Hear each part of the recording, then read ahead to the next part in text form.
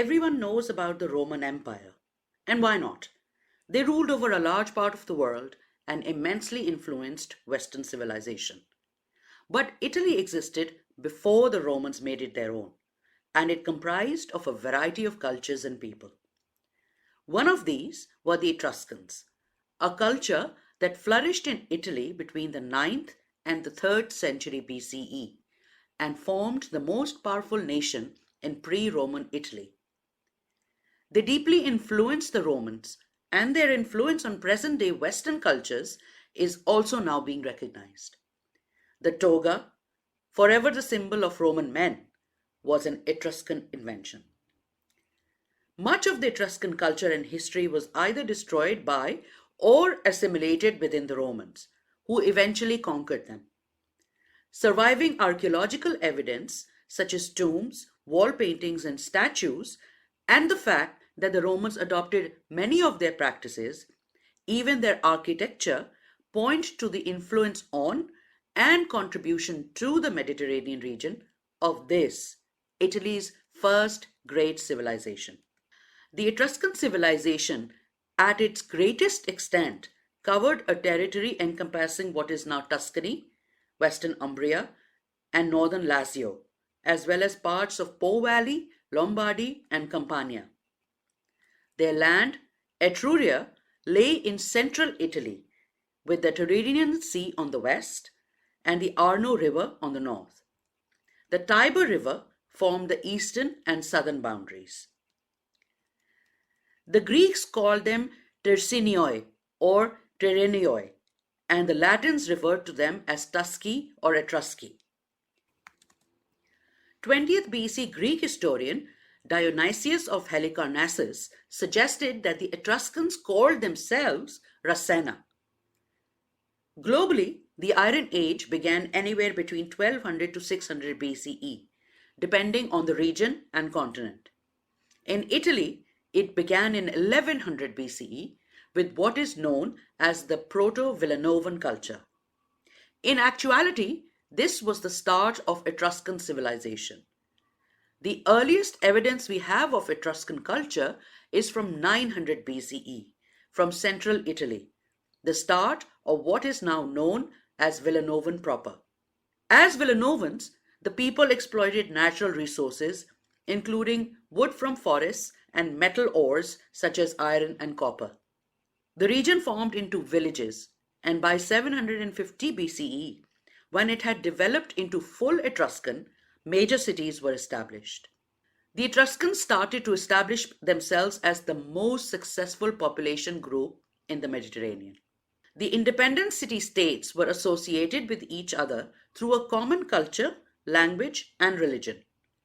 All the cities evolved independently, and there are significant differences in progress in manufacturing, art, architecture, and government systems. During the period between 600 to 500 BCE, an alliance of 12 city-states was formed, known as the Etruscan League. People mined copper and iron, and the copious supply of forest wood in the region enabled them to build ships. The Etruscans became famous for their maritime activity, dominating the seas in the western coast of Italy and becoming infamous as pirates. Their main occupation, however, was agriculture. They were also connected to other Mediterranean city-states through trade in pottery, metals, agricultural products, and mineral resources. Most of what we know of the Etruscans is from Greek, Roman, Egyptian, and Middle Eastern sources. No Etruscan literary works have survived. They traded with and were influenced by Greece and the Middle East, as has been inferred from objects imported into Etruria and from the Greek influence on Etruscan artifacts. Their language does not survive in literary works. It had ceased to be spoken by the time of the Roman Empire, although it was still studied by priests and scholars. It was also used for religious purposes till at least 410 CE, when Etruscan priests were brought into Rome to conjure lightning against the invasion of Alaric, chief of the Visigoths. It did not work. Over 10,000 Etruscan inscriptions have been discovered to date, most of which are funerary or dedicatory inscriptions found on ash urns and in tombs. Some engravings have been found on Etruscan mirrors, coins, dice, and pottery. One of the most famous is that of the Zagreb mummy wrapping, found in the 19th century in Egypt and taken to Yugoslavia. Originally a linen book, it was later cut up to be wrapped around a mummy. The inscription comprises of 1,300 words written in black ink and is the longest text yet discovered. It contains a calendar and instructions for religious sacrifice. The best example of deciphering the Etruscan language is the inscription on gold plaques from the ancient sanctuary of Pyrgi. These are in Etruscan and Phoenician, helping to decipher the language.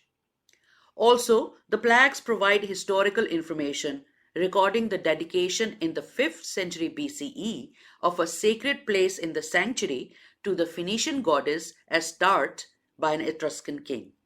There has been a myth that the Etruscan language has not been deciphered, and this is not true. Their alphabet derives from the Greek alphabet, and the Latin alphabet ultimately borrowed from it. The problem arises not because the language has not been deciphered, but because it is difficult to understand its meaning and grammar. It is not an Indo-European language, and so no other language is closely related to it. Still, it was not completely isolated and has commonalities with many Indo-European and non-Indo-European languages from Western Asia, East Central Europe, and the Central Mediterranean. Its different structure means it can just not be classified as any of the currently known language categories. There is, however, a lack of Etruscan literature, so archaeologists rely on funerary, urban, and sacred artifacts to understand Etruscan history, culture, and religion. For example, the remains of a city at Marzabotto shows that the city was laid out in a grid, making the Etruscans among the first in the Mediterranean to do so. Eventually, the Romans adopted this method, calling it Ritus Etruscus, and it exists in many present-day cities in Europe. Examples of tombs from the 6th century BCE found at Caere show that they resemble actual Etruscan houses with windows, doors, columns, ceilings, and even furniture. Tombs found at Tarquinii are replete with frescoes showing funerary celebrations, perhaps depicting the afterlife. The Etruscans believed that human life is just one part of the larger cosmos, controlled by a pantheon of gods, and their main god was tin. According to Roman writers, the Etruscans regarded all plants, animals, and birds as sources of knowledge of the gods. And these gods had communicated through a prophet called Teges, a child with the features of an old man who sprang out from a plowed furrow. The various deities that inhabited the sky manifested through natural phenomena such as lightning and revealed their intentions and requirements through the entrails of animals. So, the art of divination or augury by using these entrails was very popular. Some of the gods were later equated with the Greek and Roman ones. Based on Greek accounts, especially of Herodotus, it was believed that the Etruscans originated in Lydia in Anatolia, which is modern-day Turkey, and migrated to central Italy. However, it is also thought that they were a local culture that emerged and gradually evolved in Italy before the Romans took over. Other theories suggest that these people migrated into Italy from the north. There are, of course, the aforementioned Greek and Middle Eastern influences through trade and people migrating from the Levant and Greece. None of these confirm the origins of the Etruscans.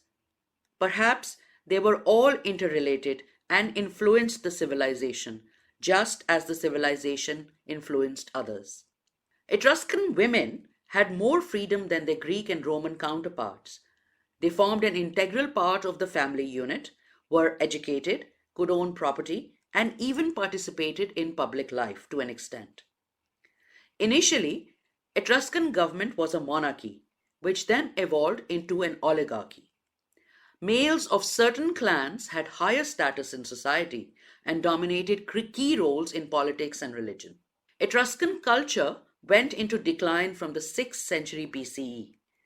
The seventh and final Roman king before the establishment of the Roman Republic was Lucius Tarquinius Superbus, an Etruscan migrant who reigned from 535 BC until he was overthrown in 509 BCE, initiating the decline of the civilization. The Etruscans also experienced losses to their marine fleet and attacks on their ports by the early 5th century BCE. And then other Italian tribes started taking over. The Celts also infiltrated and overpowered Etruscan communities by the mid 4th century BCE. Eventually, they were completely submerged into the growing power that was Rome in the 4th century BCE. The end came in 90 BCE, when Rome granted citizenship to all Italic people, effectively eliminating the autonomy of existing Etruscan city-states. Wars, brutal Roman colonization, and land grabbing added to this change. By the time of Augustus Caesar in 31 BCE, the Etruscan language was completely overtaken by Latin. The Romans would adopt and adapt Etruscan architecture, their victory processions that evolved into Roman triumph, their divination practices, and of course, the toga. And their language donated many words to other languages in Italy, as well as influencing the runic script of Northern Europe.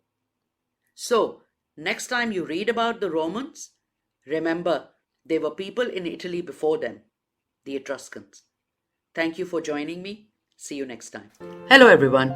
Welcome to 360 on History, your one-stop resource for blogs, podcasts and videos on science, history and nature.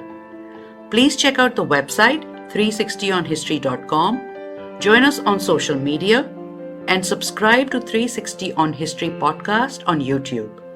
You can also subscribe to the audio version wherever you get your podcasts.